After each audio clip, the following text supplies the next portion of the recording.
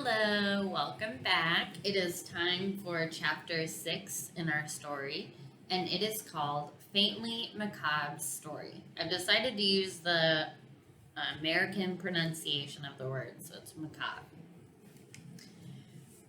And remember, she's telling that she's telling them the story of the only thing that could save them is the return of rhyme and reason. Once upon a time, this land was a barren and frightening wilderness, whose high rocky mountains sheltered the evil winds, and whose barren valleys offered hospitality to no man. Few things grew, and those that did were bent and twisted, and their fruit was as bitter as wormwood. What wasn't waste was desert, and what wasn't desert was rock, and the demons of darkness made their home in the hills. Evil creatures roamed at will through the countryside and down the sea. It was known as the land of Null, and Null is a noun in this case, and the definition is 0. So it's a land of 0. Then one day a small ship appeared on the Sea of Knowledge. It carried a young prince seeking the future. In the name of goodness and truth, he laid claim to all the country and set out to explore his new domain.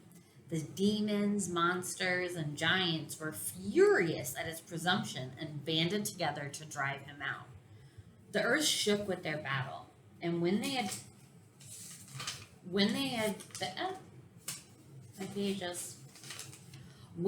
finished, all that remained to the prince was a small piece of land at the edge of the sea. "I'll build my city here," he declared, and that is what he did. Before long, more ships came bearing settlers for the new land, and the city grew and pushed its boundaries farther and farther out. Each day it was attacked anew, but nothing could destroy the prince's new city. So there's the land we're talking about, and I believe that is the prince. And grow it did. Soon it was no longer just a city. It was a kingdom, and it was called the Kingdom of Wisdom. But outside the walls, all was not safe, and the new king vowed to conquer the land that was rightfully his. So each spring he set forth with his army, and each autumn he returned. And year by year, the kingdom grew larger and more prosperous. Prosperous means they have money and they have more things. He took to himself a wife, and before long had 2 fine young sons, to whom he taught everything he knew, so that one day they might rule wisely. When the boys grew to young manhood, the king called to him and said, "I am becoming an old man and can no longer go forth to battle. You must take my place and found new cities in the wilderness, for the kingdom of wisdom must grow." And so they did. One went south to the foothills of confusion and built Dictionopolis, the city of words, and one went north to the mountains of ignorance and built Digitopolis, the city of numbers. Both cities flourished mightily, and the demons were driven back still further. Soon other cities and towns were founded in the new lands, and at last only the farthest reaches of the wilderness remained to these terrible creatures. And there they waited, ready to strike down all who ventured near or relaxed their guard. The 2 brothers were glad, however, to go their separate ways, for they were by nature very suspicious and jealous. Each one tried to outdo the other, and they worked so hard and diligently at it that before long their cities rivaled even wisdom in size and grandeur. Grandeur is like big. "Words are more important than wisdom," said one privately. "Numbers are more important than wisdom," thought the other to himself. And they grew to dislike each other more and more. The old king, however, who knew nothing of his son's animosity, which means they're fighting, he didn't know about it, were very happy in the twilight of his reign and spent his days quietly walking and contemplating in the royal gardens. His only regret was that he never had a daughter, for he loved little girls as much as he loved little boys. One day, as he was strolling peacefully about the grounds, he discovered two tiny babies that had been abandoned in a basket under the grape arbor. They were beautiful golden haired girls.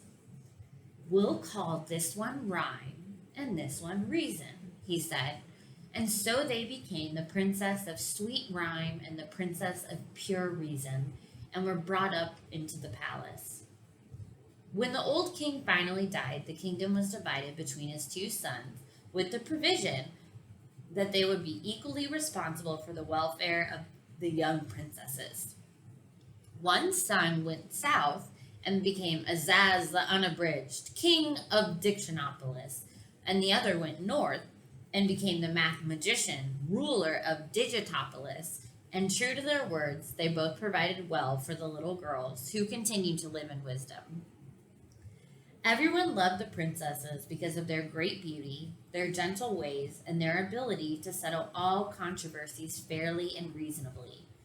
People with problems or grievances or arguments came from all over the land to seek advice, and even the two brothers, who by this time were fighting continuously, often called upon them to help decide matters of state. It was said by everyone that rhyme and reason answer all problems. So there are the two princesses. As the years passed, the two brothers grew farther and farther apart, and their separate kingdoms became richer and grander. Their disputes, which is a fight, however, became more and more difficult to reconcile. Reconcile means to fix, so it's saying they're fighting more, but they're having a hard time making up. But always, with patience and love, the princesses set things right.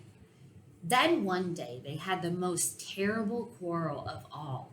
King Azaz insisted that words were far more significant than numbers, and hence his kingdom was truly the greater. And the math magician claimed that numbers were much more important than words, and hence his kingdom was supreme. They discussed and debated and raved and ranted until they were on the verge of blows. Blows in this point meant they were about to physically fight because they were fighting over what was more important, numbers or words. So they discussed and debated and raved and ranted until they were on the verge of blows, when it was decided to submit the question to arbitration by the princesses. So they're going to ask the princesses what to do.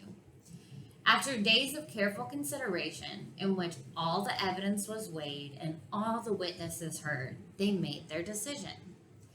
Words and numbers are of equal value, for in the cloak of knowledge, one is warp, the other is woof. It is no more important to count the sands than it is to name the stars. Therefore, let both kingdoms live in peace. Everyone was pleased with the verdict. Everyone, that is, except the brothers, who were beside themselves with anger. "What good are these girls if they cannot settle an argument in someone's favor?" they growled, since both were more interested in their own advantage than in the truth. "We'll banish them from the kingdom forever." And so they were taken from the palace and sent far away to the castle in the air, and they have not been seen since. That is why today, in all this land, there is neither rhyme nor reason. "And what happened to the two rulers?" asked Milo. Banishing the two princesses was the last thing they ever agreed upon, and they soon fell to warring with each other. Despite this, their own kingdoms have continued to prosper, but the old city of wisdom has fallen into great disrepair, and there is no one to set things right. So, you see, until the princesses return, I shall have to stay here. "Maybe we can rescue them," said Milo as he saw how sad the witch looked. "Ah, that would be difficult," she replied. "The castle in the air is far from here, and the one stairway which leads to it is guarded by fierce and black-hearted demons." Top growled ominously, for he hated even the thought of demons.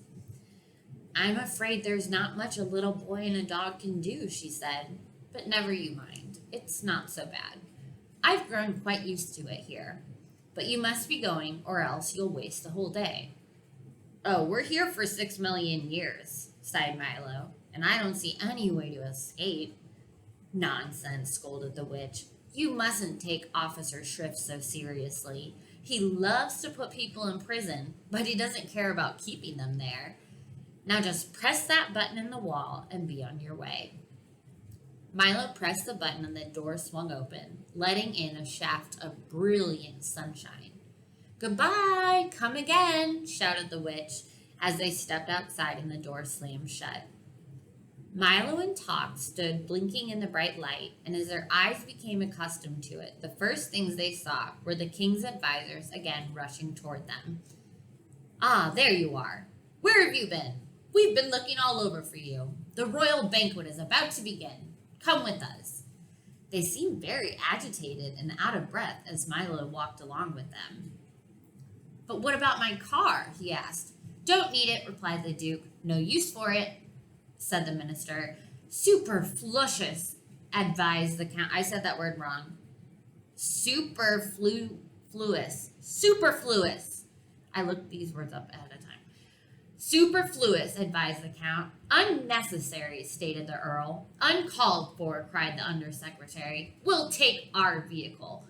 Because remember, the men of the court, they use synonyms to all say the same thing. So all those words basically mean the same thing, and they're about to do it again with vehicle. Uncalled for, cried the undersecretary. We'll take our vehicle.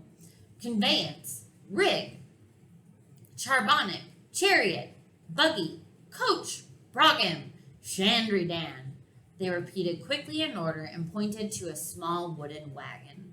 Oh dear, all those words again, thought Milo as he climbed into the wagon with Tock and the cabinet members. How are you going to make it move? It doesn't have a... Be very quiet, advised the Duke, for it goes without saying. And sure enough, as soon as they were all quite still, it began to move quickly through the streets, and in a very short time, they arrived at the royal palace. Okay, that's the end of chapter 6 for today. I hope you enjoyed it, and I will see you again soon.